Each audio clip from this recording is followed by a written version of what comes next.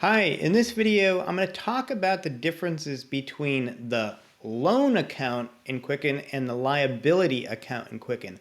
Ultimately, they serve a similar purpose, I guess you could say even the same purpose, but there is a distinction between the two accounts. I discuss those distinctions, and I also explain why I think just using the liability account in most cases is your better bet.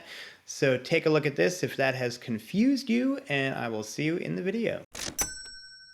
I'm Joe DeSanto, by the way. I'm an independent CFO and business consultant. I actually spent most of my career in Los Angeles building a few multi-million-dollar businesses, and I've since semi-retired, and now I help other businesses and individuals manage their money and plan better for their future. So if you're interested in small business, personal finance, and real estate advice, please subscribe to the channel. Thanks. Okay, so you probably have seen, if you're using Quicken, if you go to add an account, and especially if you own a house in particular, you're like, oh, I want to set up my house, I want to put the house in as an asset and then the loan in and then track that and so on. When you say to yourself, hey, I want to put my loan in, you might initially start out by putting your loan company in here and trying to do a connected account. I'm not sure how many banks allow for connected accounts with your home loan, but I recommend don't even bother with that because it would be very difficult for it to get everything right all the time anyway. So I do essentially an offline account for any loan I have. But when you come over here, probably the first thing you're going to find here is loan and HELOC, and you're like, oh, okay, there you go, loan. And that might be perfectly fine, but I want to show you the difference between a loan and a liability in terms of Quicken and why I like to use liabilities all the time and not the quote-unquote loans. And the liability over here is under other assets, liability. Well, let me just get into it actually. So over here on the left under property and debt, I've set up two things. I've set up what I'm going to call my personal residence, which is an asset. And that is, these two accounts, by the way, are as if you went in here to offline account and created a loan, like you bought a house. You're like, I'm creating a loan for my house, and then I'll walk you through it, but it's going to prompt you to create an associated asset. So theoretically, I bought a house for $120,000. I put $20,000 down, and I ended up with a mortgage of $100,000. So when you're on this particular loan type of account, it gives you all these different options. And it basically assumes that it's a fixed interest rate loan and a fixed payment period, and it creates an amortization schedule for you. The problem is that the amortization schedule it's created is probably not going to be accurate to your mortgage's amortization schedule. It's going to be very close, but it probably would be off by, maybe a buck or two per payment. And it's just because probably the way Quicken's going to do the compounding versus your bank's going to do the compounding isn't going to match up exactly. So that's one issue. And when I walk you through it, I'll be able to show you that a little bit more. But the other issue for me is that the loan itself gives you all this stuff and it takes up a lot of real estate visually. And ultimately, the benefits it's providing over what would be called just a liability account is the fact that it's going to help you do this amortization and help you keep track of your payment correctly. But again, because it's not going to do it exactly right, what I do is I always only use a liability account, and I just get rid of all this supposed extra benefit and it taking up the real estate, because I know in the end I'm going to have to adjust the interest paid and principal paid at the end of the year based on my 1098. Now, I will show you in another video, of course, how to set up your mortgage payment to closely align with the amortization of your loan over the year, and then at the end of the year do an adjustment entry to get it to match up to your 1098 exactly with the regular liability. But you're going to have to do that anyway, even with the mortgage.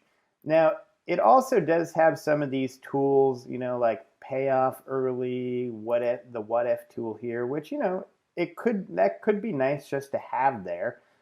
If you want. So it's not that you can't use the mortgage feature if you think you may want to have some of that available to you in Quicken. use the loan.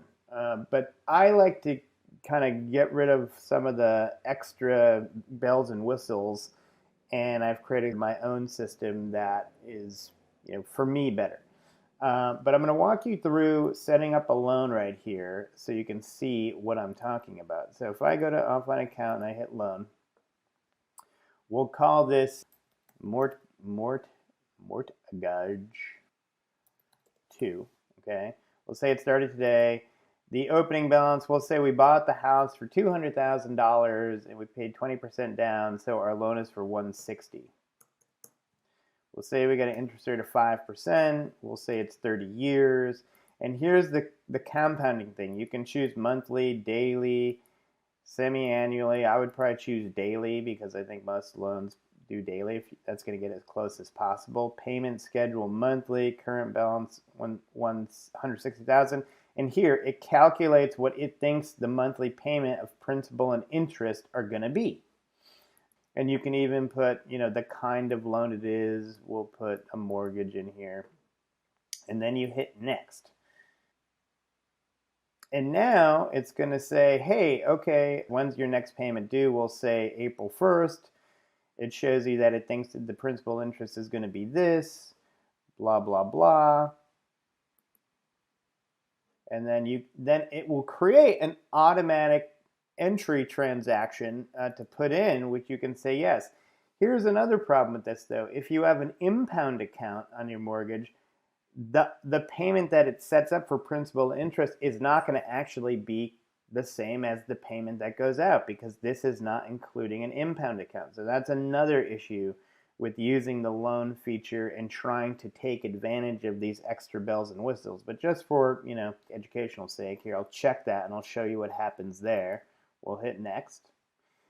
And now it's bringing up the payment reminder that it's going to create. You can say what checking account is going to come out of. I'm going to say personal checking.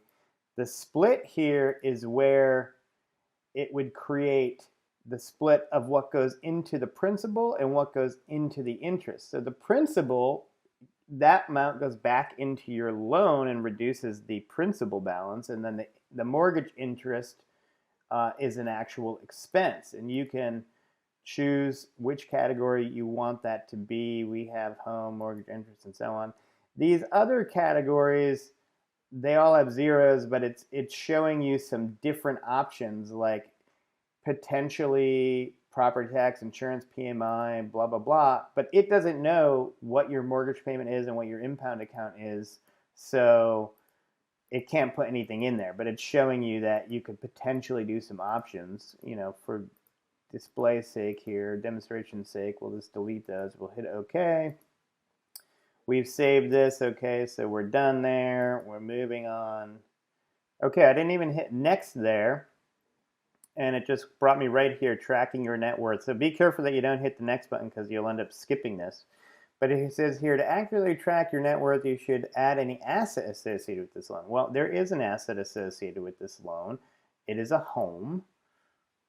And we'll call this home mortgage. I put in parentheses what mortgage is associated with it just for my own tracking here. We acquired this on, we'll say the same day we started the loan, 3/1. The purchase price, as we said, was going to be $200,000. Now here it says you can get an estimate from Zillow, or you can just enter your own estimate. Now again, this is another bell and whistle that using the mortgage and loan thing will do, where it will always update your property value from Zillow.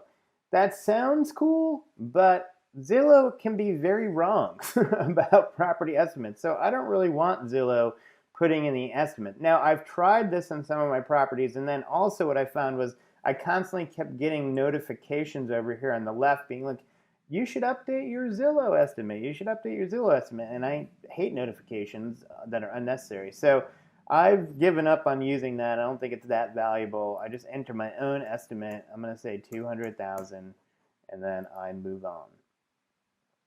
But again, as I always say, there's a lot of features in Quicken. It works hard to try to add lots of helpful things to you, but a lot of times the bells and whistles are just more hassle than they're worth, in my opinion.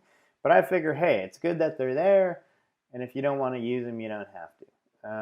Okay, so we figured that. We linked those two things. Now, the linking of those two things is not all that critical in the grand scheme of your finances in Quicken. It just pretty much makes an association. But if you didn't make that association, you could just go make your own asset, say it's your home, and they're not linked, and that won't really, make that much different. But I linked them anyway. Why not? So to show you what was created with the automatic transaction, now over here, if you see this mortgage too, it's put in this automatic payment that's going to go enter into my register 7 days in advance, right? I could also enter it now, for demonstration's sake. I can double click it. It'll bring up this entry. I'm going to enter it and show you what happens. So we set it up to come out of the personal checking account, right? So I've put it ahead in advance here for 4/1, and it has an entry in the register. But again, if you have an impound account, this amount's not going to be right. And furthermore, this is an amount that Quicken created, and even if you didn't have an impound account, it might not be exactly what your mortgage is. So I feel like all this is probably wasted time, essentially. But anyway, just to show you what happens, the mortgage has this split. This transaction will show up, this interest will show up on your P&L report as an expense. And then over here, if we go look at the mortgage, the principal now has come in as a payment against the mortgage and reduces the balance owed. So you can achieve the same thing by just setting up a liability, okay? And it's going to be all the same in terms of like tracking your principal payment against the loan amount, blah, blah, blah. It's going to do all that, but it's just not going to have all these crazy bells and whistles that ultimately, like I said, I think just are more hassle than they're worth. Now, here's the thing though, when you set up just a regular liability, it will ask you if there's an associated asset, you can put that in, but it's not going to walk you creating these automatic mortgage transactions and so on. However, what we're going to do when the time comes for that is we're going to add our own manual bill. We're going to set up our own mortgage payment that actually matches our mortgage statement. And if we have an impound account and all that, it's going to match that. And we're going to create our own automatic transaction that is right. And the payment for your mortgage doesn't change every month. So basically we just set that payment to go on, well, technically for 30 years, but just kind of indefinitely. Probably at some point you'll refinance your mortgage and you got to adjust all this stuff. But just using the kind of more plain generic liability and asset features, which is here and here, I think is the better thing to do. And you're not going to jump through hoops that ultimately don't end up providing value for you, essentially. So I'm going to do another video where I show you how to manually set up your mortgage payment and impound account and track all that. But I thought it was important to walk you through the confusing distinction of the loan feature in Quicken versus just doing what I call a generic liability. I think from this video you can discern I'm in the always use the generic liability feature. All right, thank you. I'll catch you on the next one.